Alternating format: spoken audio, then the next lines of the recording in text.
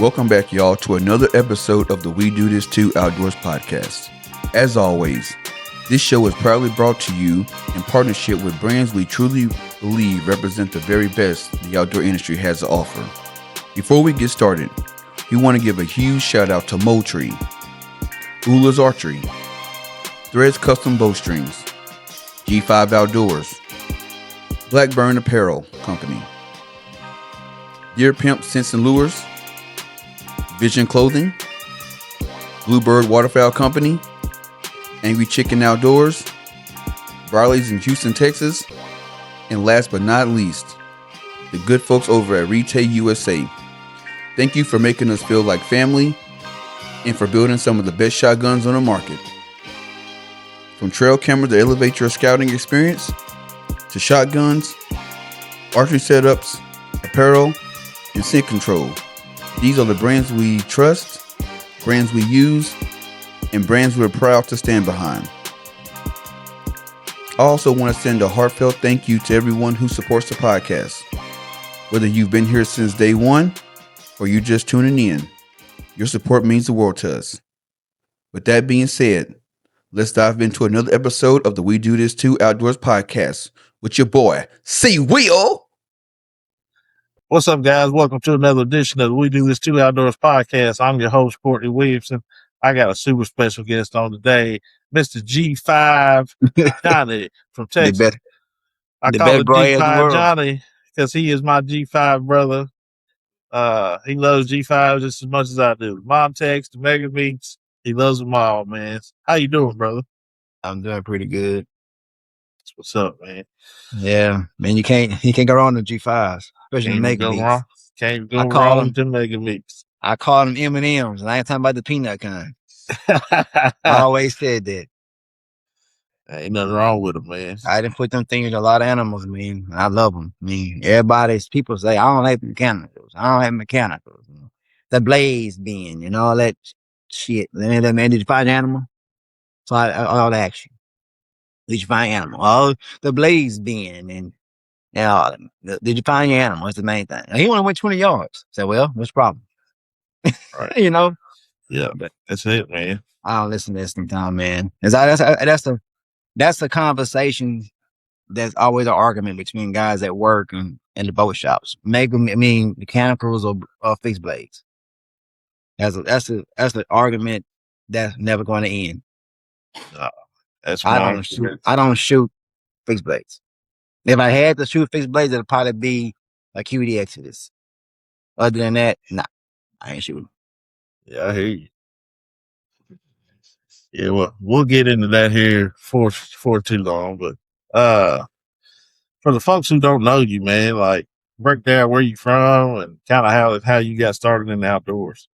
I'm from Beaumont, Texas, and I've been hunting since I was like in middle school, and I started off waterfowl.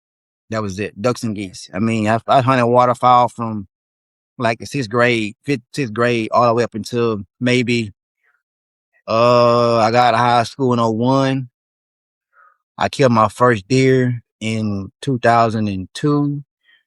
So basically I hunted waterfowl strictly from sixth grade to like 2000, maybe until I was like 20 years old.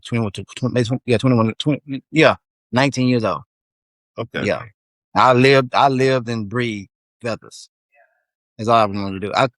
To me, back then, I got offered many times when I was in school to go on people's ranches and my buddies at school ranches and stuff to kill deer. And I'm like, nah, I like shooting a cow.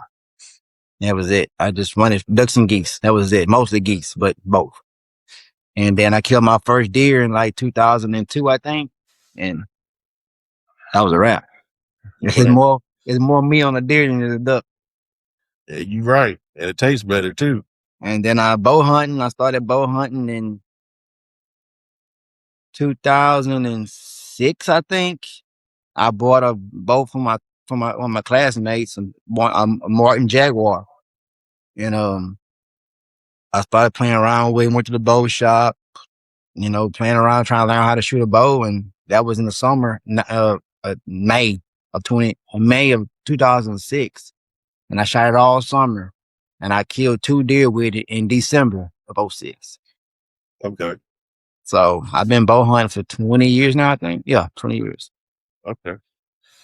So Yeah. growing up in Texas in that part of Beaumont, man, like what was life like? So you said you're 40 something years old, man. So how was the hunting around you? Yeah, back then, man, ducks and geese was plentiful down here. I mean, it was easy to go out there and kill man with the ducks and geese all the time every time you went. Now you can't buy a duck now down here. I don't know what the problem is. I mean, now I really don't care no more now. I go every now and then. But deer down here is pretty good. It's kind of, it's kind of rough. You Yeah. got leases, you got people that got, they got public land and pretty much all getting bought up now. So that's getting kind of scarce. But you got some nice leases around here.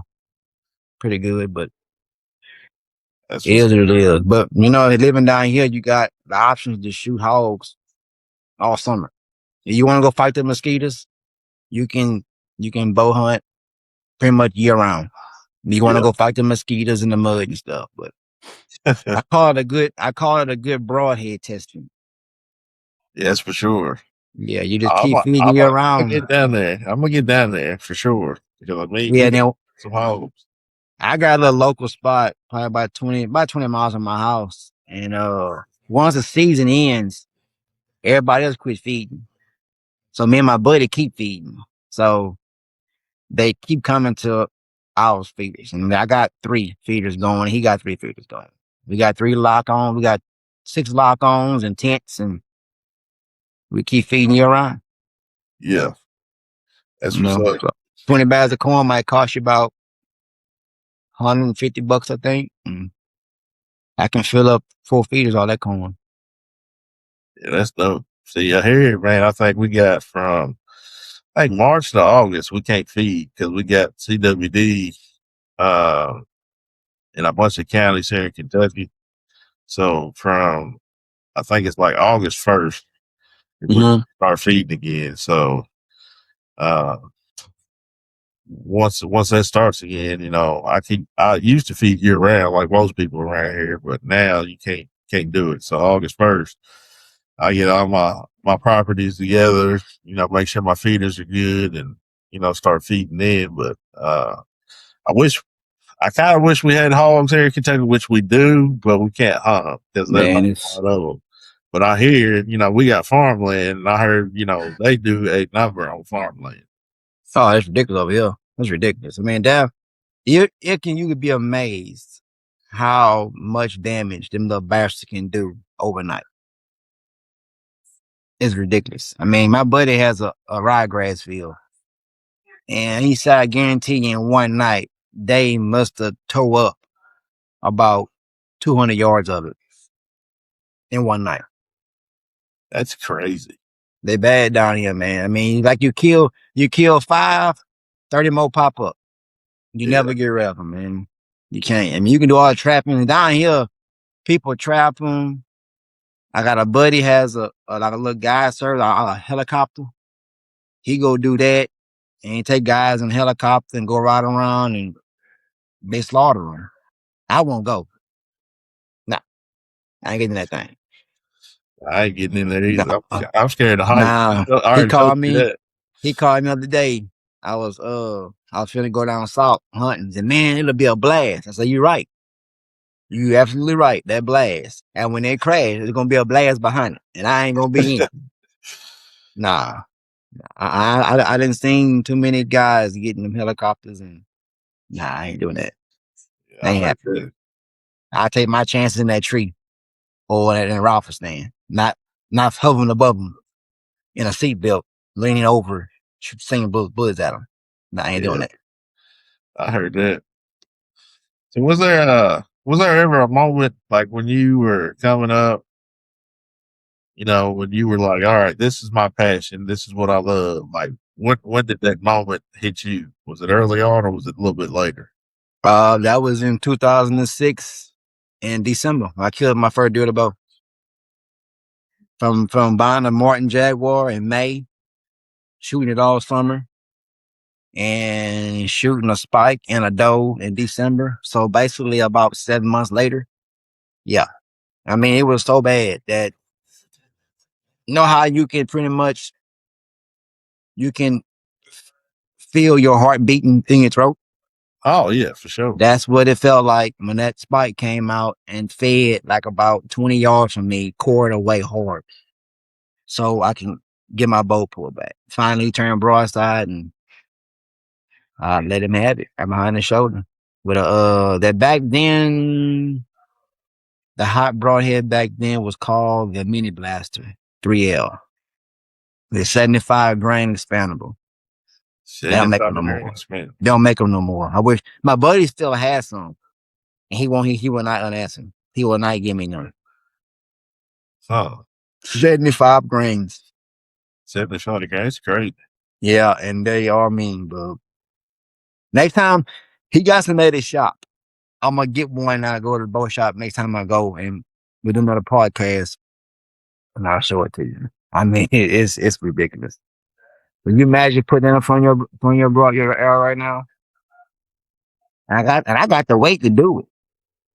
Yeah, you got the weight for sure. I got the weight up front to carry that, but he will not unanswer him. A 75 grain expandable. 75 grain mini blaster. They used to be called mini blaster 3Ls because at the end of it, it was like side with like an L kicked out to the side. And then they came the next year, they was pointing straight up, like, like that. They pointed. And when they hit, they, peel back. But back then I wasn't, I was just starting, now shooting, the mega meets, I like rear deploy, not front deploy. Yeah, I got you. Mm-hmm. Nah, I didn't shot those. I didn't shot Grim Reapers. Mm-mm. Nah, but back on your statement, when I got the passion for it was in 2006, and I got back. I got back that in December. I sold that Martin Jaguar package deal I bought from my buddy to a guy that wanted to get into bow hunting. I went and bought something greater and newer and faster. It was the Bowtech Tribute. That was 07. Yeah, that's an old school bow. Yeah. It was an 80-pounder Bowtech Tribute. And that's what I had on it. That's what I had. That's what's up. Hey, do me a favor, move your camera over a little bit. Which one? This one here? Yeah, there you go. All right. Yeah, you good. Yep. So I went from that bow to numerous and ones after that. Yeah, we're gonna get into your bows that you got, man. I was telling my homeboy, I was talking to him today. I said, man, I got a buddy in Texas that got you beat. He said, ain't no way. I said, bro, I promise. I said, look at this list he sent me. He said, damn. And he's like, these are all new bows. I said, yeah. I said, he's got every new bow that's out right now. And the only one that wasn't on there was the Dart on there? I don't think the Dart. No, I don't think the Dart was on there. I ain't got it yet. Man, I'm going. All my stuff came in this week. Only thing hasn't come in yet is my gas strings. They haven't come in yet. That'd be here probably maybe Wednesday. And once I get the gas strings, as a wrap. I'm gonna go get it and pick it up. Sight it in. I need to switch you from them gas. The threes. You need them. Yeah, you need them threes, dog. I no disrespect to gas at all. I love gas bowstrings. They're made here in Kentucky, just like threads are. But I'm telling you, bro, like there's something about threads as a company with their customer service and just the way dude, you could order. I could call tomorrow, leave them a message. They don't open till Monday. I could leave them a message. They got a text message service where you can text them, be like, hey, here's the bow I got. Here's the strings I want, the color, this, and this. By Tuesday, they will be at my house. Damn. I heard a lot of good stuff about both of them, I heard about gas string. They had a lot about that was good. And matter of fact, I went to in June. Yeah, in July. My My wife she from the islands, so we went on a vacation back end of June. We went to God damn it, oh man, St. Croix. Went to Like, St. Croix for like 3 or 4 days where she from, okay. and we left there and we flew to Atlanta. And before I went to Atlanta, you know Scotty Botop. Oh yeah, I've been trying to get him on the podcast. Well, I ordered a prime form from Scotty back early, like end of May, early June. I wanted all black with pink strings on it, and he used threads. And I mailed him all my accessories, and I flew from St. Croix to Atlanta. Matter of fact, it was the day before 4th of July. I went in his store that Friday and picked it up.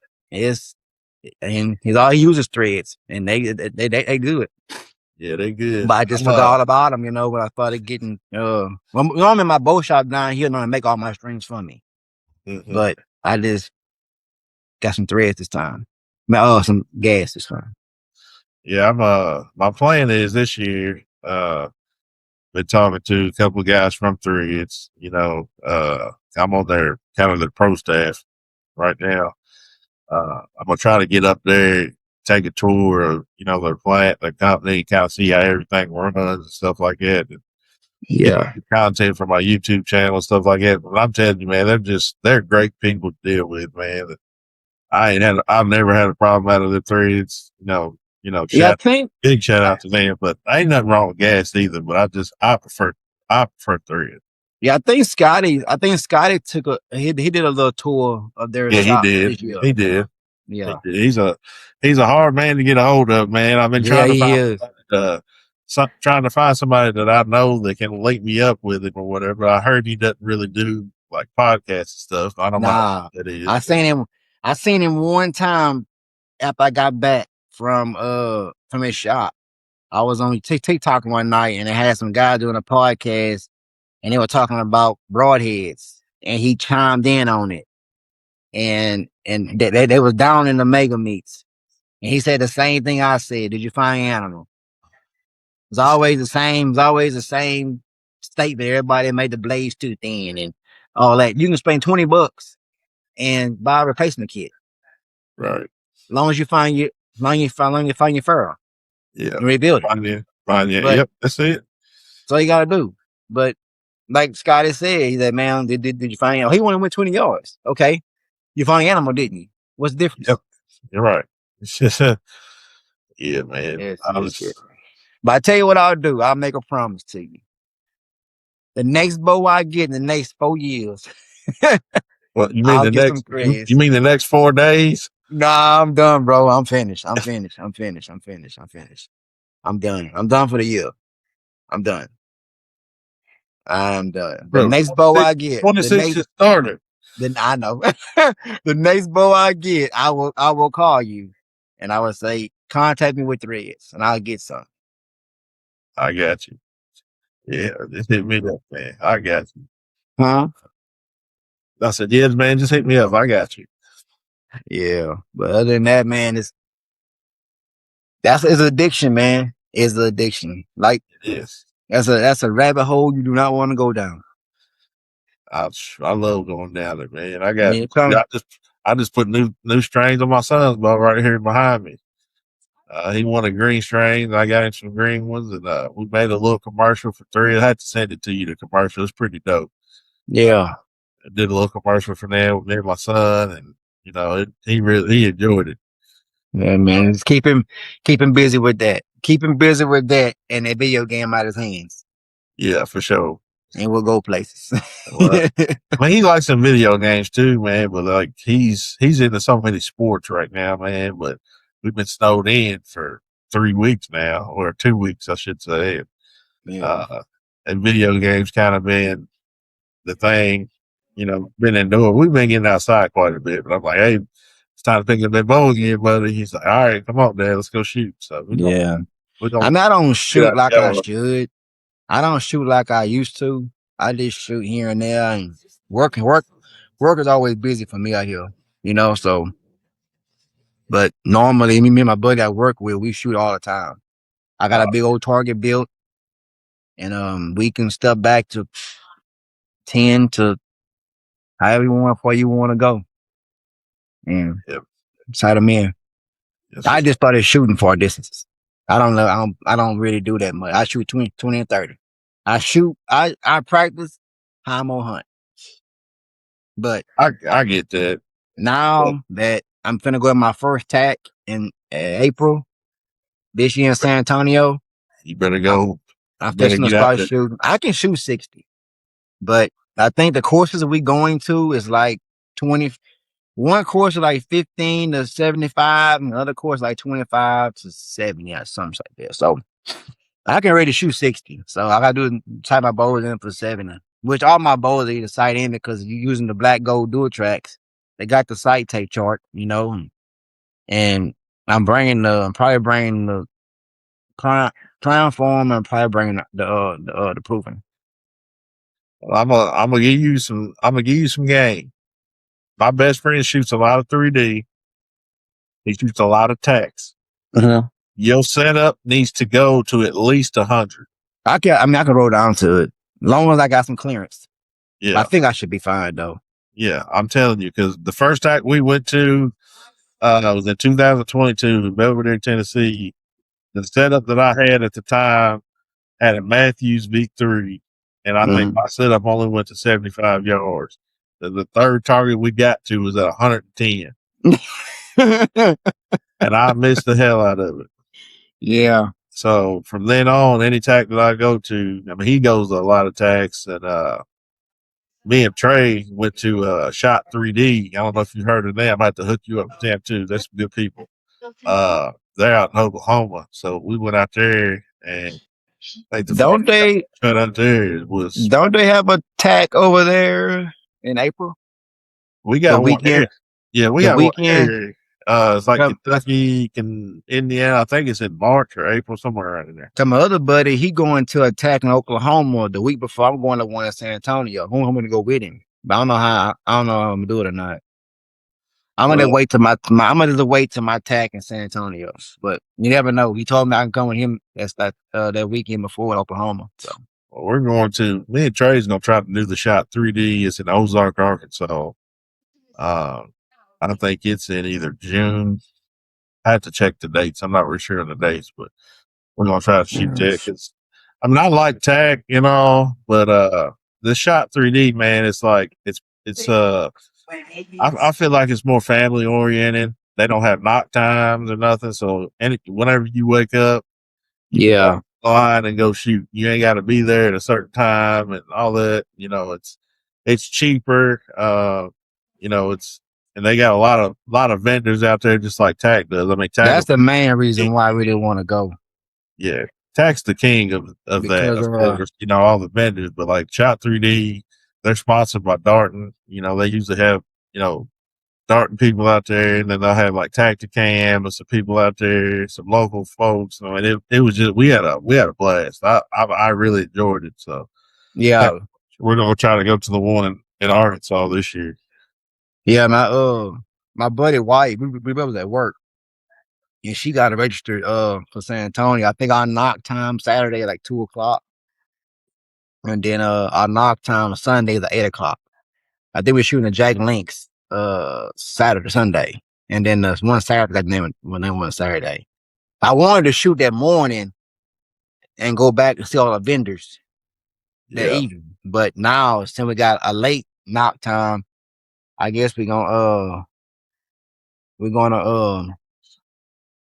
I guess see all the vendors first, and then go shoot at 2:00, and then probably come back to the vendors too. But I'm gonna probably do some shopping. I ain't buying no bows, but I'm gonna probably do some shopping.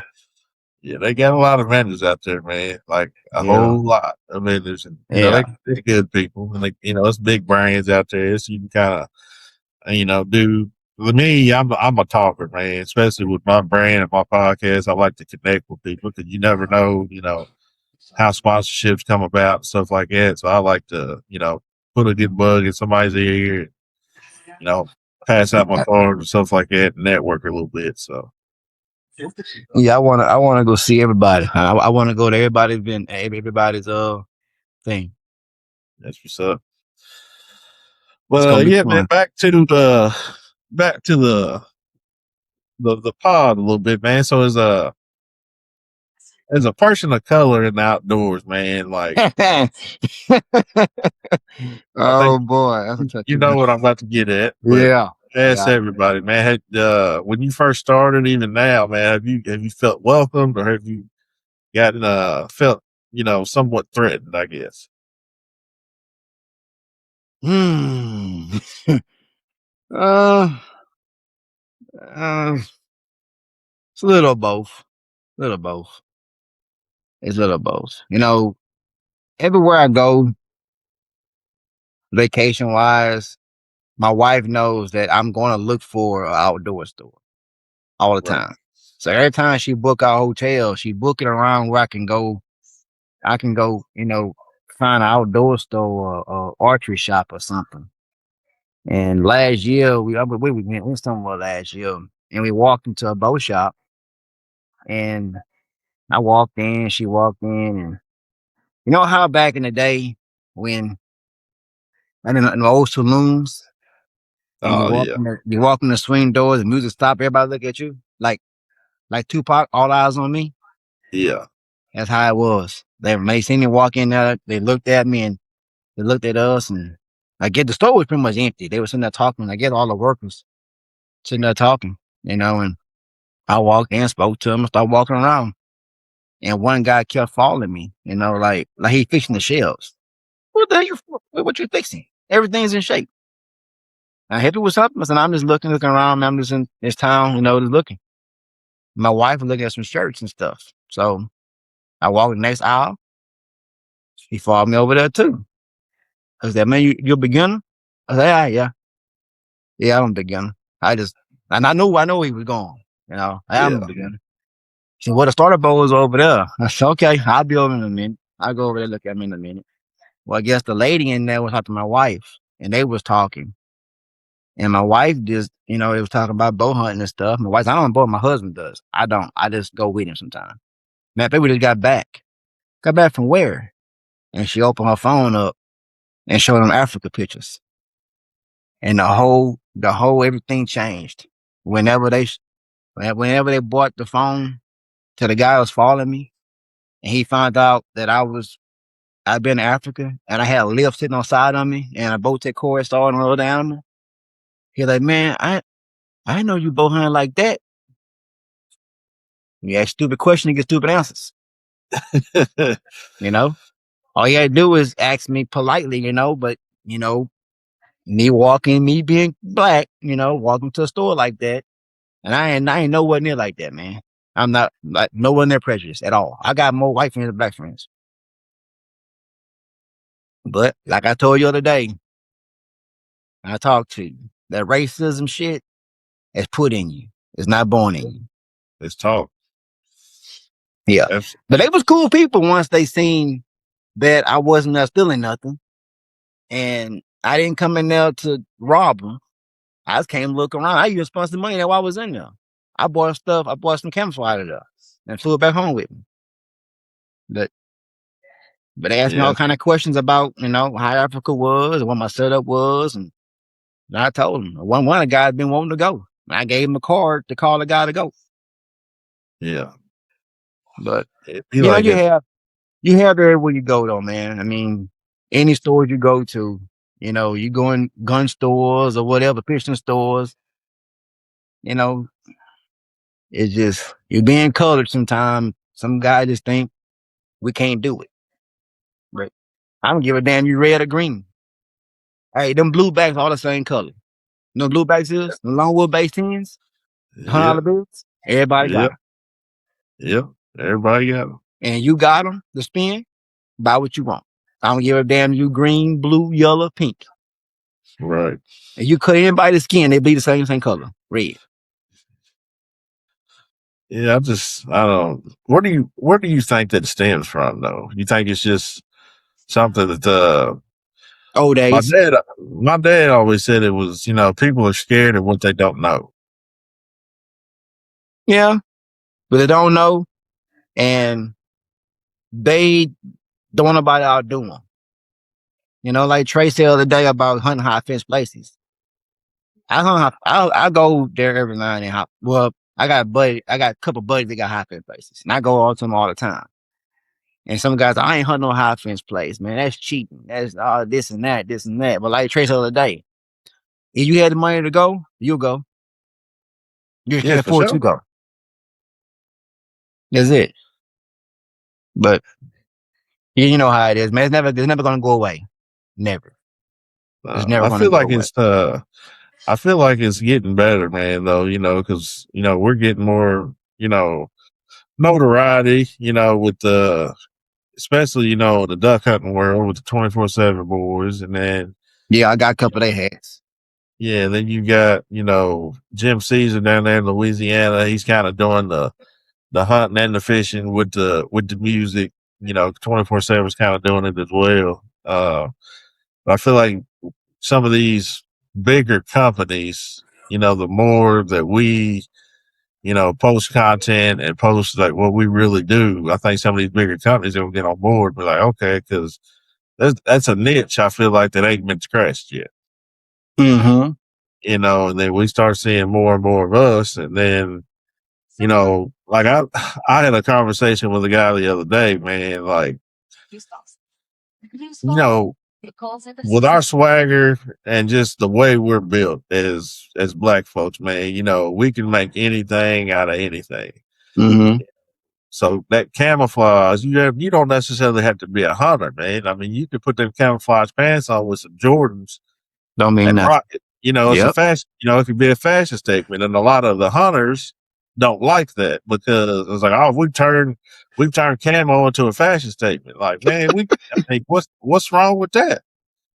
I Everything we mean, do is a problem. I said, just because you don't hunt don't mean you can't wear camo. I mean, like my wife, she don't hunt, and she's got, she wears these camo pants all the time with her Jordans, and like Man, a hoodie or something. I mean, she rocks the hell out of it. my wife do not hunt. She have been, you know, she have been in the stand. I killed some axes before and deer before. And before we went to Africa, she bought, I mean, like every other week, something getting delivered to this house from Kuyu. No, mostly Kuyu. And she had a whole wardrobe for herself to Kuyu. And she Yeah, still wear it to work. She wore a Kuyu jacket the other day to work. And she don't hunt at all. But she just like it. yeah, And it's comfortable yeah. for her and it's warm for her. Clothes is clothes. Yeah, comfortable is warm. I'm a big bottom lane guy. If I'm going out somewhere, I might throw my bottom lane jacket or my bottom lane hoodie or my vest and just rock it with some jeans and my boots. Yeah. It's comfortable. I like the way it looks. Uh, and then I seen a guy in Bowling Green the other day when I went down into the mall, and he had whole camouflage suit on. I got to talking to him. I said, "Man, you hunt?" He said, "Nah, man, I just like the way camo looks." I said, "Man, ain't Ain't nothing nothing wrong wrong. with that. Ain't nothing wrong with it, man. Rock Ain't nothing wrong with that. Rock what you rock. want to rock. I like Yeah, Sika. But the only reason I got sick is because I got a friend of mine that's got a guy service down here for duck hunting. And he gave me I told him what I wanted and he got me some on his discount. Sika get 50% discount. So I told him what I yeah, wanted a couple years ago and I got a thin hoodie t-shirt, a thin long sleeve hoodie shirt I bow hunt in and teal hunt in. And I got a like a thick hoodie jacket and some bibs. And I got a thicker hoodie, long sleeve shirt too. So I got that. I got Kuyu. Kuyu because my wife started ordering it when I go to Africa. It was cold over there, buddy. It was cold. yeah. Yeah. Bullshit. You people tell you ain't cold in Africa? You're wrong. wrong. Wrong. Yeah, I like Sika, man. It's so, I like don't I said, like that price tag. I don't like a price tag at all. Plus, like I'm a bigger dude. At 3X sometimes don't fit like I needed to be fitting, but See, that's the problem I had with my long sleeve thin hoodie shirt. I bought an extra large and I got it. It was too tight. So I had to send yeah, it back and get a 2X. And it was just fine. But then when I got my thick hoodie long sleeve shirt, I said, well, it'd be the same shit then. So I got a 2X. Then it was too big. Well, I had Yeah. send it back and get an extra large. I got some material, but I Yeah. like them, bro. It is what it is. Yeah. So what is when somebody mentions the word perception, what does that word mean to you as an African American in the outdoors? Say that again. Perception. The word perception. When somebody says the word perception, what does that word mean to you as an African American in the outdoors? Man, nobody that really says that at all to me. Man, I'm trying to think, bro. Give me some more, um, you know, ideas. So when I mention the word perception, or um, I'm basically talking about seeing more of us in the outdoors, seeing Mm-hmm. more of us on YouTube, seeing more of us on TV, seeing more of us on uh, just big Doing channels, just doing what we do. like seeing Uh, more like our black people in yeah, the people of industry color and in the outdoors. industry. Yeah, does Yeah, that mean something to you? Does that it like means a lot to me. It means a lot to me. Basically, I'm telling you this. I had a buddy like year before last, had a nephew, and he wanted to get into hunting, and he didn't really have the funds to really, get into it, and he wanted to learn how to shoot a bow. So I gave him one,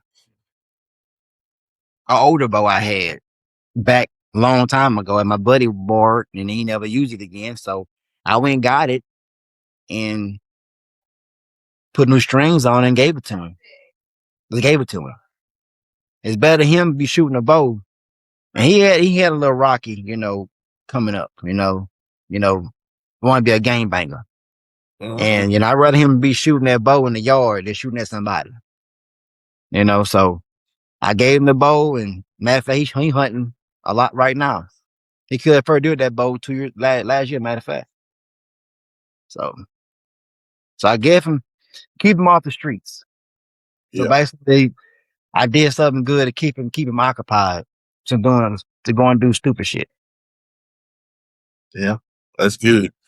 That's kind of my main goal, my long term goal, man. I want to get people of color from inner cities like Baltimore, Memphis, New Orleans, different places like that. Bus them into Kentucky, teach them boater safety, teach them hunting safety, um, how to tie a tie, how to change a tire, just how to be a man, and how Yeah, to just find something to keep them occupied, to keep them off the streets, to keep them out of the man. system, man. Because I feel like especially African American males now, man. We've got a target on our back. We've always had a target on our back. You Oh know, yeah, 100%. and if we can, give these kids something positive to do, staying off the streets, staying out of jail. Because everybody thinks now, man, jail and street life is the way to go. It's cool to them. And I don't get it. You got some guys that been there before and get out, and then about a week they're back in there again. And something in that summer they like. It's something, man. I don't. What is it you like in there? I And I don't. don't get it. And then the other thing is, it ain't just black people. It ain't. It ain't. I got a friend that white boys do the same damn thing. They rather go steal something. They go work for it. Yeah. Simple. I Simple. mean, they don't want to work from that need. They don't want to rob you or take. I mean, not none of my boys, shit like that. But people in general, not Uh, just black, not just white. All of them. They don't want to work. They rather just rob you, uh, or rob or steal from you. And then the minute you burn one in their ass, they want to say, then their family, oh, he was a good guy. He was a good dude. Nah. He know he was doing what he done. He know he I know 2-year-old. right. Right. Yeah. Cause you minute like if somebody break my house right now, and I burn their ass, the first thing that they family gonna say, he was a good boy. He wasn't a good. Cross do at threshold, was he? Yeah. When he kicked that door down, was he a good dude then? No. What am I supposed to do? Just sit here like, okay, man, whatever you want, take it. Nah, homeboy. As they say, you pay stupid games with stupid prizes.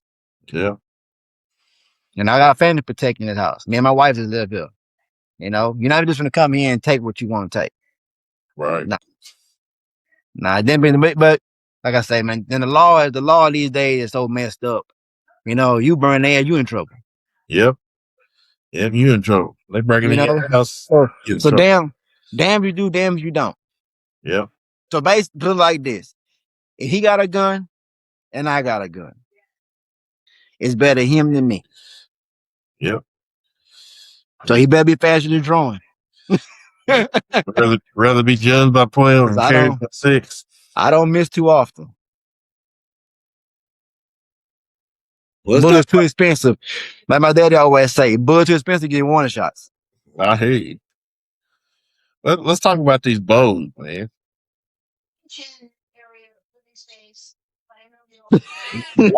Why do you have so many bows?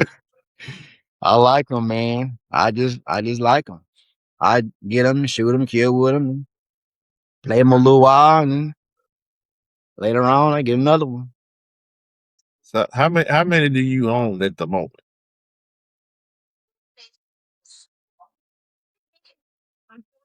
Prime, Storm, Proven 34,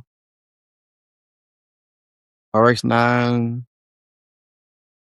AX232, AX232, Sicario,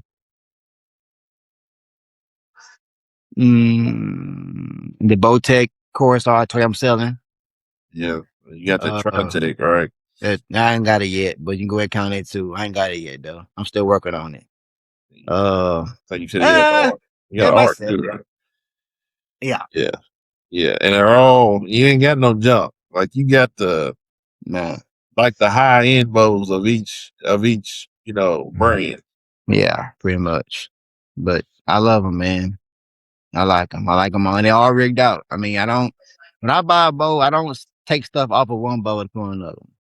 Nah, I don't do that.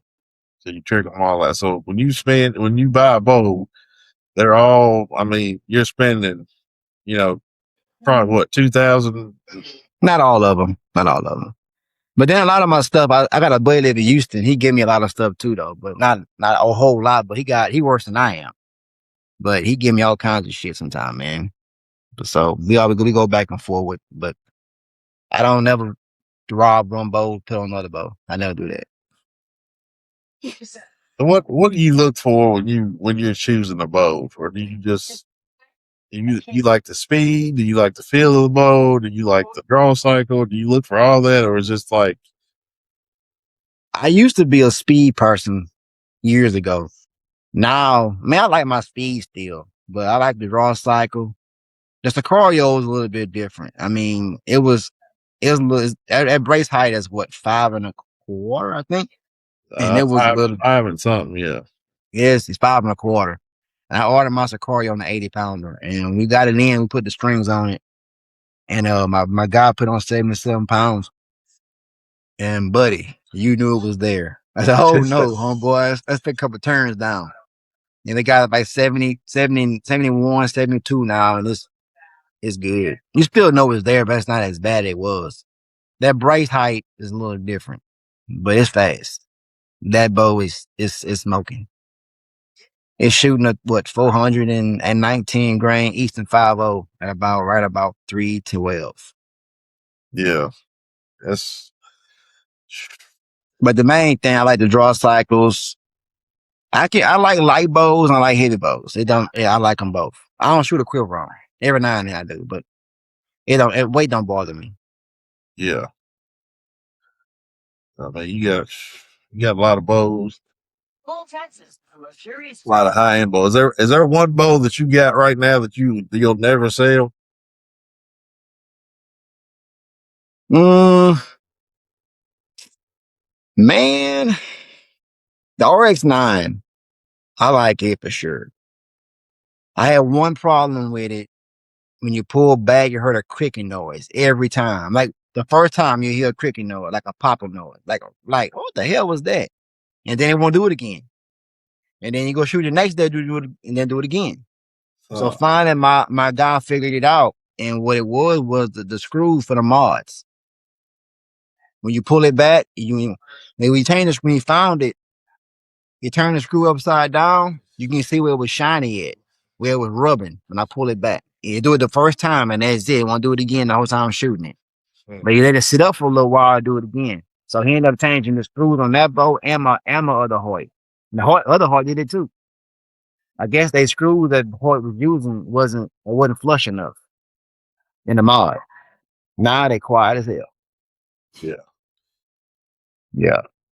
But that Hoyt, both the Hoyts are badass. And all them bows are good these days, man. You can't down none of them. None of them. Yeah. They all do the same thing. Kill.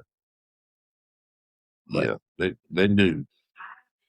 So I'm guessing you choose archery over rifle any day, huh?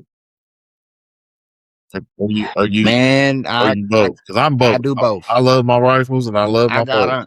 I do both because one of my buddies had a 7,000 acre ranch outside San Antonio, and he don't like bow hunting there. He told me I can hunt bow there, does and stuff, but I told him no. You said no bow, is no bow. So I rifle hunt over there. Okay. I just came back from there the day before Christmas Eve. I was there day after Christmas over to New Year's Eve. I was there like 6 days and I killed five deer while I was there. All rifle. I love rifles though. I mean, I'm not saying that I'm only gonna shoot deer with a bow the rest of my life. That's not gonna happen. I like my rifles too. Yeah. I have way more rifles than I have bows. 100%. Yeah. Heard that. 100%. Move your camera. You getting out of the frame on me a little bit. Right there? There you go. Yeah, I love my rifles. I got a new one built this year. I put the order in February of last year, and it finally came in November. What'd you order? 300 WSM. Okay. Savage? Nah, a custom built. Oh, you got a custom. Okay. Yeah. That's what's up. Alamo Precision built it. As a second one. They built me a 7 PRC 2 years ago. And then they built me a 300 PRC this year. And I put a suppressor on it. I put a dead air Yeah. or the X30 Ti on it. Man, let me tell you something. I would probably never in my life shoot another gun again and ain't suppressed. No, I love mine. I actually put in for a new one today. Yeah, I want to get another one. I mean, I don't need another one. All I gotta do is unscrew it off of this barrel and put another barrel. But I'll probably end up probably buying another one sometime this summer sometime. Now they didn't got away with this tax stamp stuff. Oh yeah. I might go and get me another one, another dead air. But the bronze one, not the black one. Yeah, I got you. Yeah. I mean, I was killing deer the other day about and the closest deer I shot the other day with that rifle was like 220. Everything else was like about 240, 280. Just punching them. Just high shoulder shots. Drop. Yeah. Yes, I love my rifles. I love my bows too, man. Just bow, man. You gotta get up and close and personal with them. But Yeah. sometimes, man, I just like to see, what that cartridge will do. It's I ain't gonna lie, I probably shot way more deer with a rifle than with a bow. I shot numbers of deer with a bow too, but way more with a rifle. I've been rifle hunting since like 2002, so. Right. But I didn't kill everything with a bow. Axes, all dads, hogs. It's funny. My best friend gives me shit all the time. He said, bro, every big buck that I've ever killed has been with a rifle. I've never killed a buck with a bow. I've shot all my does, You know, I've shot a lot of does with a bow, but I have never killed a buck with a bow. And I made a pact last year that I was going to do it. And that buck just kept coming out at 75, 80 yards every time. And I was like, I ain't taking a shot. Gun season come out, man. And I'm sitting in my blind and that deer come off at ridge, man. And I'm like, it's go time. And it's probably one of the biggest, probably if not, probably my second biggest deer I've killed, man. Just a big bodied deer. And man, you had to pull out the old cheat stick, man. You couldn't get it done like I did. I said, I'm sorry, man. I said I was getting frustrated. I said when that gun season came, I pulled it out, put that suppressor on my 308, and let it ride. Yeah, you gotta have some insurance sometime. Yeah. You gotta have insurance. I mean, is that what happens sometimes, man? Sometimes you gotta have, when you're trying looking for one buck with a bow, he coming in when you not there. Yep. At bow range. Then when you get in there, he want to be at 60, 70 yards. Man, I seen some beautiful deer during bow season, 65, 70 yards, grunting at them, trying to get them to come in. And they sitting there looking at it, just not having a care in the world. And then I was like, man, I'm getting tired of this. Yes. As soon as that rifle season came, I said, man, I'm taking this rifle, man. But I got a coworker, buddy. He don't give a shit. He don't give a damn how far they are. From 15 to 60, if they 60 yards, they finna get a dead meat.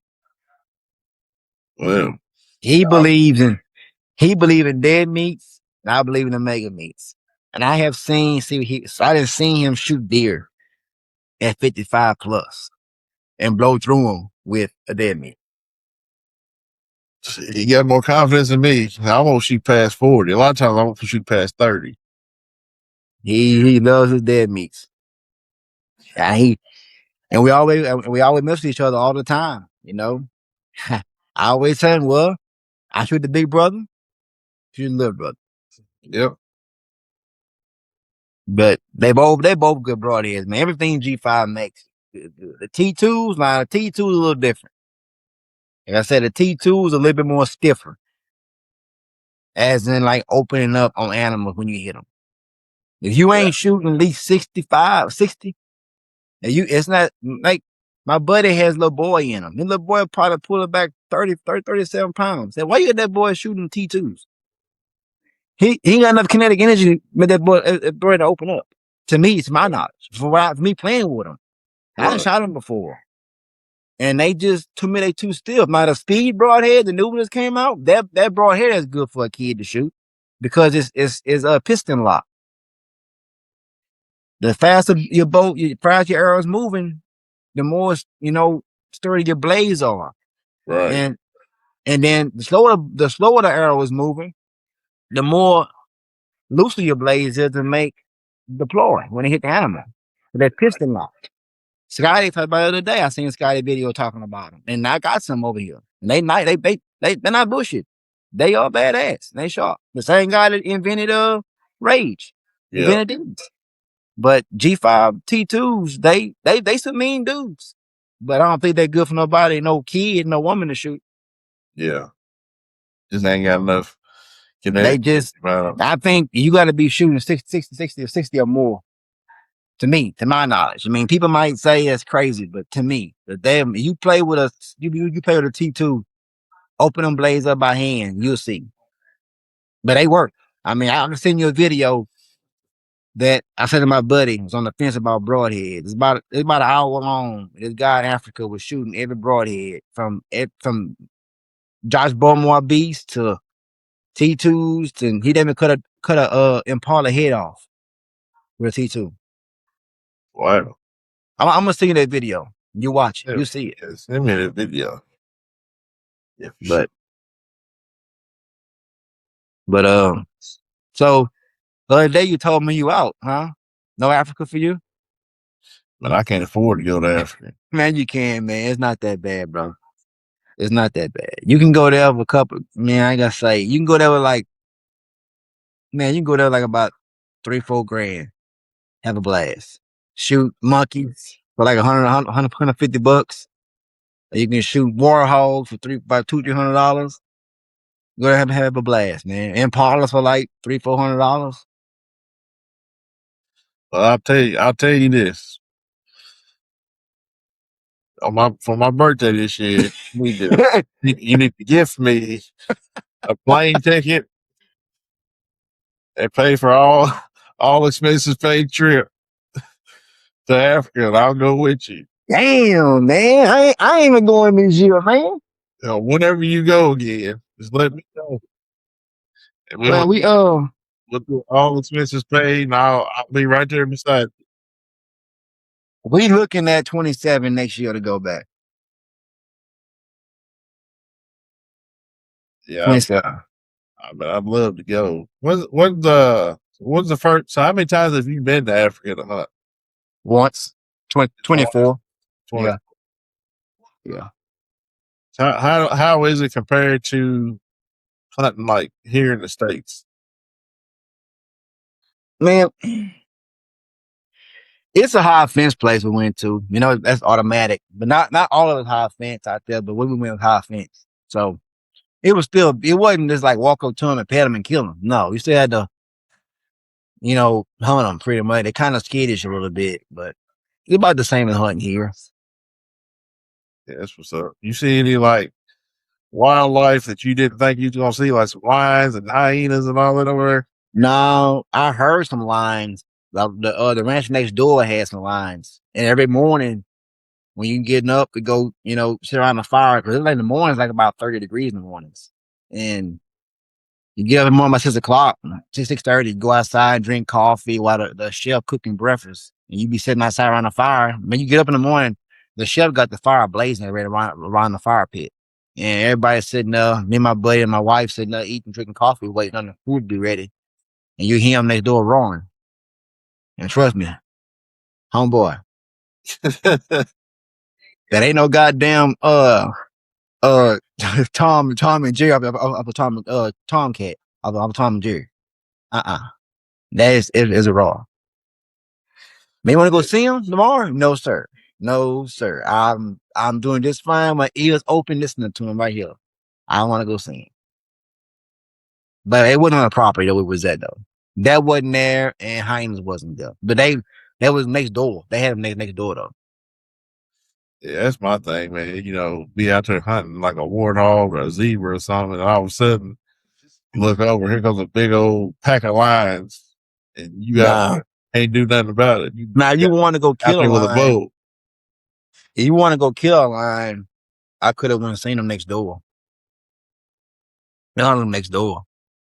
But I did see the Cape buffaloes, giraffes.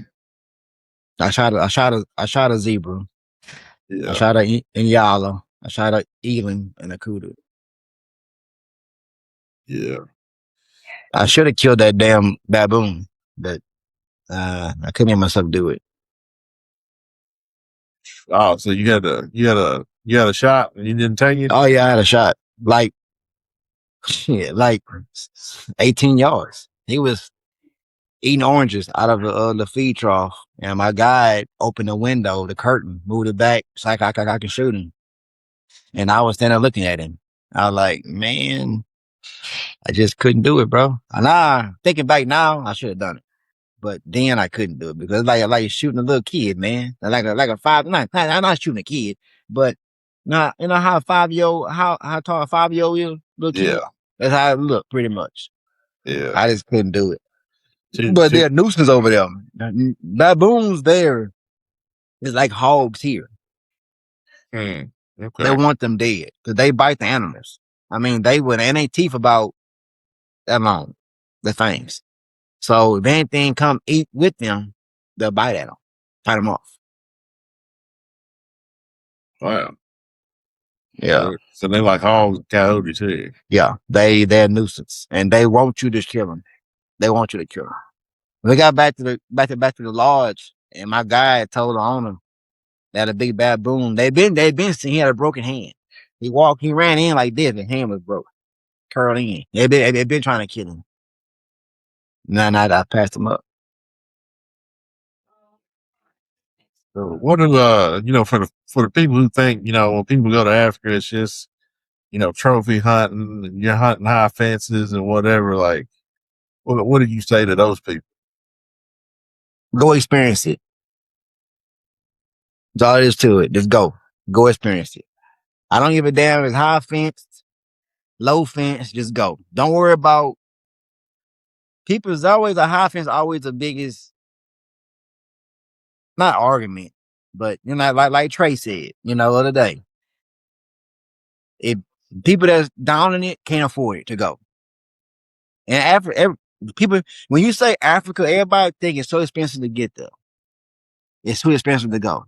Man, my plane ticket was $1,900 round trip. That ain't bad to go across the damn world, How many And hours?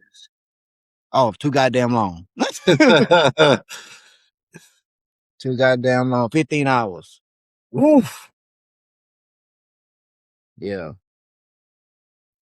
So what part of Africa was you at? Well, we flew into Johannesburg. So And you then in we had South to Africa. drive. Huh? You was in South Africa then. Yeah. You flew in Johannesburg, and then we had about 2 hour, 2.5 hour drive to Limpopo, north. Okay. Yeah. So you down in the southern part of Africa. And we started hunting Sunday morning, and we hunted Sunday morning, Monday, Tuesday, Wednesday, Thursday. Friday morning, nobody hunted Friday morning. We was done. I killed 4 animals. My limit and my total was $9 grand already, and I was done. So I Hey. could have hunted Friday morning, but I was done. My wife said, "Go kill that water buck." I would have killed him after I shot my kudu Thursday morning. I said, "Look, let's go by the water tank, and if he's there, I can walk up, I'll walk up, stalk him from the backside and kill him. I'll kill him, be there." Yeah. And the whole time we're driving that way, I said, "Lord, please don't be there. Please don't be there." And he wasn't there. But they're a pretty animal too. The water bucks are, but he wasn't there. So after that, Friday morning, we just got up, packed all my boat. I packed all my stuff up and went in the lodge and did our paperwork and stuff and for your animals and paid and got out of there. We had to leave about 12 o'clock because we had to get back to. They wanted to bring us to the boat shop down there. And buddy, it was nice. I bet. Everything we have here was there. Everything. Everything. Everything. Same bows we have here. I mean, not like it's different. Everything. Matthews, Botex, everything. Even the man that owned the ranch told my guy, "Hey, bring James to the boat shop in South Africa in Johannesburg. And while you in there, grab a case of mega meats for a crossbow for the ranch." And I told him make sure it was the red collar, not the blue collar. Yeah. So I went in there with him, and he got 3 boxes. Well, Cause they have never had anybody come there and shoot a mechanical to do what it did to them animals I shot. yeah, I'm telling you, man. Nah, the kudu, there's a story behind that one. There's a story behind that one. That was like my buddy said, you might have rabbit foot in your ass. It was a touchy shot. Touchy shot. It's about 35 yards, I think. 35, 36 yards. He was standing behind a tree. I didn't see him. I mean, the rub over with, so kudos was like iffy. You seen one I didn't. I seen one the day I shot my zebra. My buddy seen him passing through behind us, behind the tent, the blind. but he wouldn't come in. He would walk, he stopped and look, but he wouldn't come in. So the next day, we'd ride that Thursday morning, we was in the stand, me and my guy, my wife, and we was hunting and nothing I really wanted to kill. So they called and said they seen some kudos. We come pick y'all up. So they came pick us up and we got in the truck and ride around and they had one in front of us and he stopped and looked at the truck. I said, hey man, get a little bit closer. Probably keep forward, keep driving forward. Maybe he might get in the road and stop. I can shoot him at 40. And he started running off and he never stopped. So we made a loop around the other side and then seen one run off in the brush. So they drove up, but they seen him go in, they stopped. And literally right there. I said, where's he at? He said, literally right there by that tree. Well, he was standing behind the tree, but all I can see was maybe about this much of I can see his leg.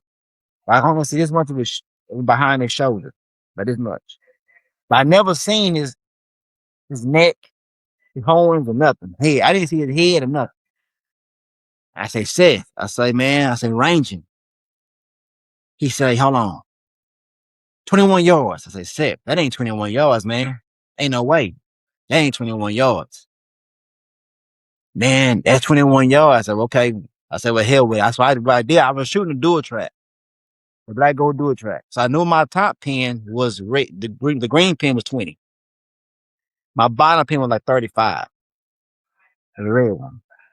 I put the red pin on his shoulder and I let that arrow fly. All I heard was whap. And the blood flew. And he ran about 10 yards and fell over dead. Hey.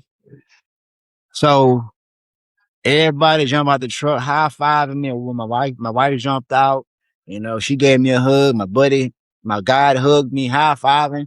So everybody pretty much jumped out the truck. I sat right back in the truck. So I climbed down, had my boat on my wife. I got down and everybody walking through there, go to him. And my buddy got to him before I did. Man, he beat me over. They gave him an arrow. He said, yep, another pass through to making me. So he gave it to me. He walked over there. He said, hey, he said, where you aiming at? I said, shit, all I could see was his shoulder. That little 5-inch circle. All I could see. That's it. He said, hold on. Rolled him over. It wasn't now hole in his shoulder. That arrow hit something in that circle. And that arrow deflected up. Hit him dead in his neck. Oh, wow. Hit him, shot him dead in his neck, main artery in his neck. That's why all the blood came from. And he died less than 10 feet from where I shot him at. It was blood everywhere. Everywhere. That's crazy. So, yeah. Well, so it was a touchy shot, dude. It was touchy. I mean, it was very, very touchy. From what I shot through, it's something his rangefinder picked up that my arrow hit when I let it go. And I was shooting at Corey Star on performance. So I was shooting like a 397 grain arrow with a Mega Me. Well, total with Mega Me and Luminok. So it was moving. 70 pounds on performance. It's a lot of giddy up. Yeah, and it's smoking, buddy. Huh? That's a whole lot of giddy up. Yep. That's the bow. That's the bow you can tell your homeboys about that's down here and ready to go. I only killed 4 animals in my life with it. And it's rigged out. Yeah, I'll put the word out for sure. It's in good hands. Yeah. But if you want to go, man, let me know, man. We're going to 26, 27. Were you going to summer, I'm guessing, or are you going to when you going to summer, spring, winter, when you go? When I go, you gotta go there, you gotta go there in our summer. So you want to go to Africa to hunt either in May or June, April, May, June, July. That's our summer here and their winter. I got you. Okay. So they get ready to start hunting down there pretty soon. Matter of fact, my guy was down here the 20th, the 10th of January in Dallas. They had the safari extravaganza or something like that. They went to in Dallas the other day. I didn't go meet him though. I got you. Okay. So what? I know you shoot more than I know you shoot more than mega meets. I shoot basically the mega meets. I shoot the Montec. Those are my top two. That I've What's got. the other broadhead that G5 made before the mega before the mega meet dead meet? It was a 2-blade. Oh, the Havoc. The Havoc, yeah. G5 Havocs, yeah. But my Montec stayed in my quiver, and the the mega meets, both of them. So if I'm not shooting, because it just depends on what mood I'm in. A lot of times I got the Montex ready to rock, and then sometimes I'm like, nah, I'm gonna shoot the mega meets. But I've got some T2s in there I'm gonna try out probably this year. T2s ain't bad, man. I'm not down on them. I'm just to me they just a little bit too still for us. They good for a grown man, 100%. But them putting a kid in them, my buddy put a little boy in them. I ended up giving him a pack of dead meats. I gave him a pack. He put him in these, and he killed a deer with it the next weekend, and broke it on.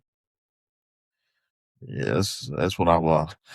That's the plan for this year. So still got a long way to go for deer season. It's all just started. So that's all she wrote down here, man. That's it. No more hunting for us down here. Let's kill hogs. Yeah, we got coyotes we can still kill. But they're not that bad down here. Bad. And they bad up here. They real bad up here. No, we have our moments down here with them, but they're not as bad as they used to be. They used to be horrible. Like you wasn't a rabbit nowhere around. But now no. But now we got a bunch of rabbits now, and my buddy killed a couple of coyotes in his cow pasture sometime, but not a whole lot of them. A couple of bobcats here and there. Well, other than that, we got pretty much 2 more minutes and the season's over for us. So up here, 12 o'clock. That's all she wrote. Unless you want to, I think you got a couple more. I think it's another couple weeks of goose season maybe up here. Man, that's something else they done to us down here this year. Man, they killed our special goose season. We used to hunt ducks and geese, until like the middle of January, and then they did the conservation. No plugs, electronic collar, no limit. They killed it. Snows only, no darks. They killed it. No more. But it wasn't no birds any goddamn way. So like it made a difference. Right. I ain't fired shotgun one time this year. Yeah, it's my worst. I mean, it's my 3rd year hunting, but this is by far the worst season I've had. I mean, I had a duck lease last year, but the guy didn't cut my rice until till season ended. And so I didn't kill nothing. Then now till season was 9 days this year. Dang. So it wasn't even worth going to do that. Right. I'm pretty much done. I mean, waterfowl is about done for me, man. Unless you want to go to Arkansas or Oklahoma, Texas is done. Yeah, we're going to Arkansas. We're going to Stuttgart 27th, Martin Luther King weekend. So that used to be back in the day. All you heard about was Stuttgart. That was a place to go. But I don't hardly hear that much about it no more. Yeah, but the Earth moved on to. I heard a lot about Oklahoma this year, and Kansas. Them two spots. Yeah, man. Well, what gun you shoot? Retail man. Yeah, that's right. Trey told me about that. Yeah, I'm a retail. I got an Ace and an Ace R. The 2 new ones they just put out. I got a couple Gorions. I got a Masamara, the older one, and they're coming out with at the SHOT Show this year. They're coming out with some heat. They came out with some heat. They got some 410s coming out that are fire. They've got some 22s they're coming out with. They've got some large caliber rifles they're coming out with, center fires. They're more than just a shotgun company now, man. But Well, I ain't never had a problem with them guns, man. I love them to death. well, keep me informed. I love rifles. I might not buy no shotgun from them, but I love my rifles, and I'll buy rifles from y'all. Shotgun Yeah, wise, I mean, I shoot a Beretta, yeah. a Red's Beretta good 8, gun. a Beretta 800 Extreme Plus, 3.5s. Well, I don't shoot them all the time, but I shoot my Beretta. That's my Yeah, waterfowl gun, and I also got a Browning 10 gauge light automatic. yeah. Yeah, Red make a good That's gun. the that's the man, there, buddy. Yeah, Red make a good gun. That's what a lot of But people around here shoot. They shoot Berettas and them. But but that now, new one, that new one expensive. The 800 yeah, is what I think my buddy said like $2,700. I think it costs. yeah, almost $3,000. Yeah, no, I never go. Well, I can't say that. It never go boom, but not for no shotgun. Nah, rifle I could see, but nah, not me hard at bad at duck hunting no more these days. I can't see it. Yeah, I can't see it at all. But I heard like retail. I heard like good deal about those shotgun stuff. they good, man. My homeboy, one of my bow shop, Cumberland County Sports Supplies in Birchville, Kentucky. And my homeboy owns it, him and his dad. He got it, man, about 3 years ago. I said, man, what disease? He said, man, buy one. He said, you won't regret it. And I traded around and ended up getting one. And first goose hunt I went on with a couple of buddies, man, that gun was jamming like crazy. And I was steady just letting it ride.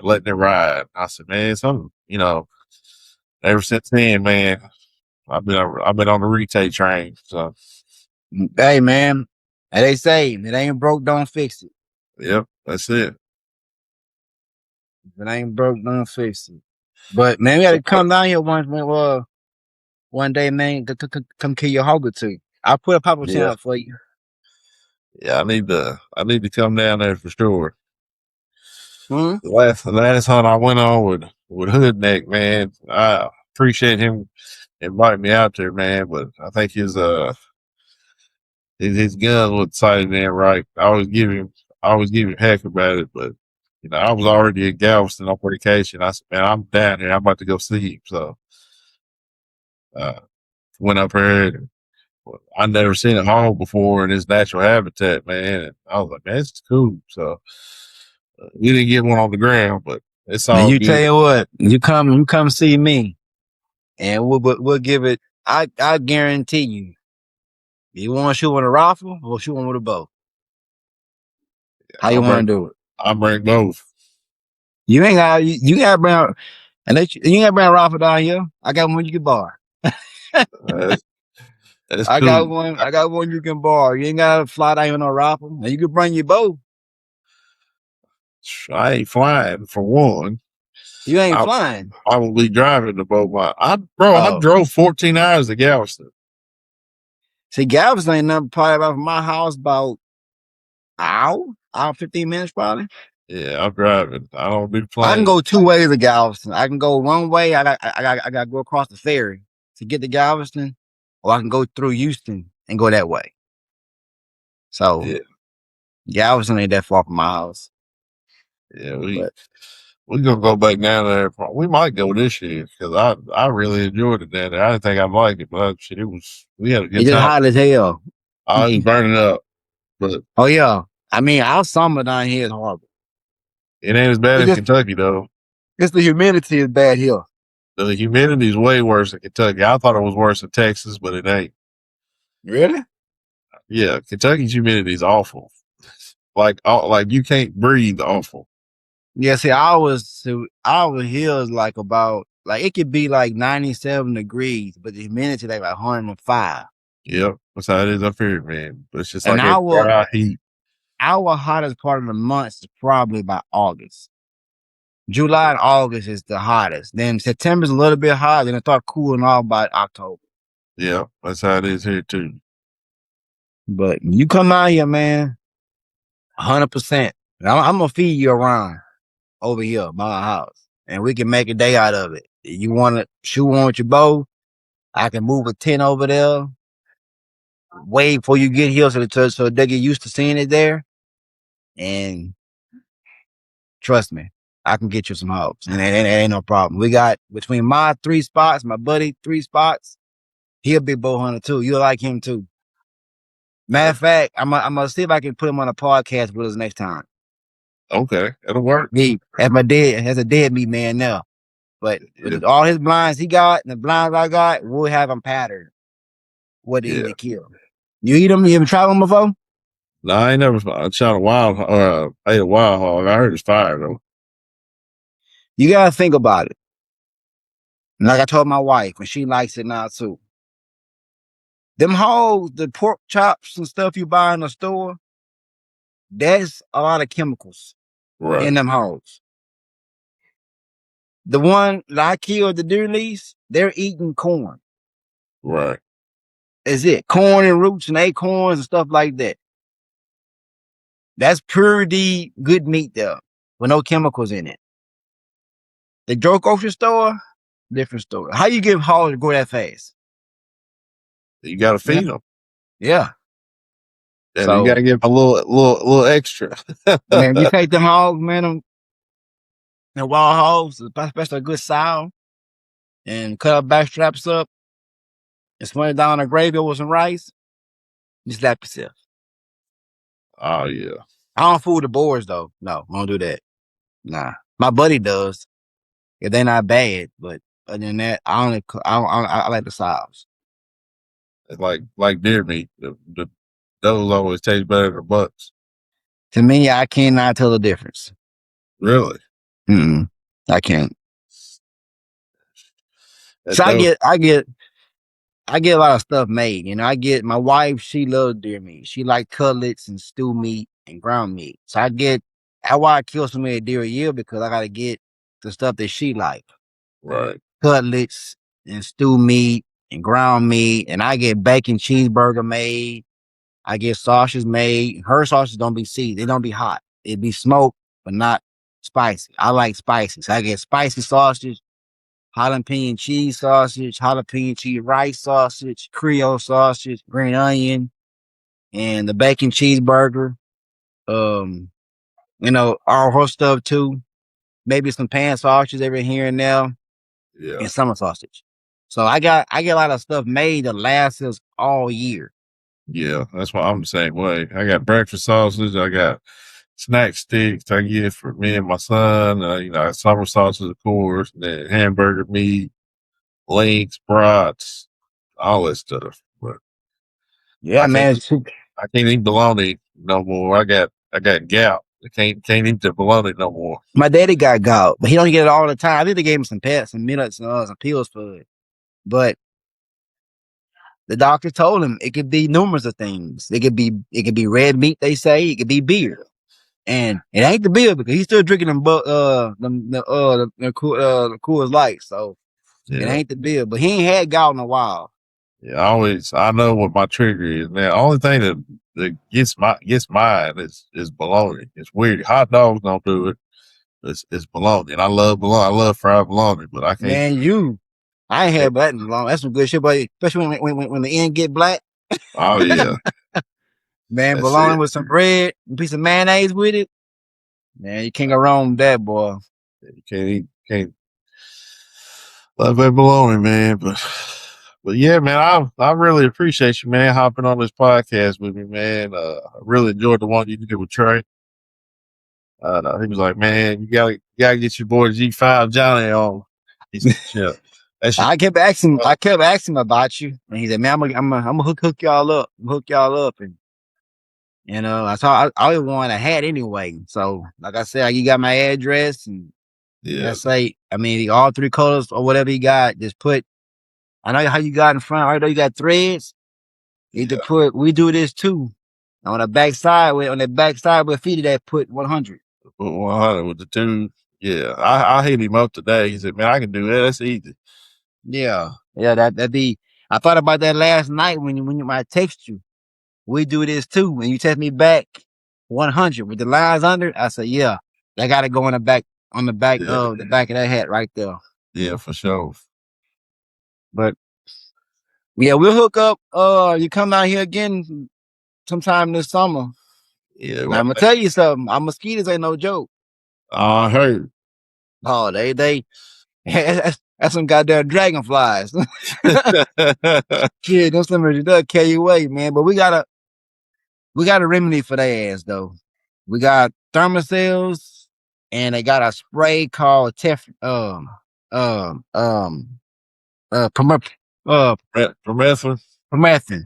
Yeah. Yeah, I spray my clothes down real good the day before. Soak them down real good. They got the lotion too. Have you seen the lotion? No, I ain't seen no lotion. It's I like a seen little spray. bottle of lotion. It's got permethrin in it. You put it all on your face and then like the back of your ears. You ain't got to worry about it. Yeah, we spray our clothes down real good, like douse it real good, and then let it dry. And that's some let it dry. And once it dry, it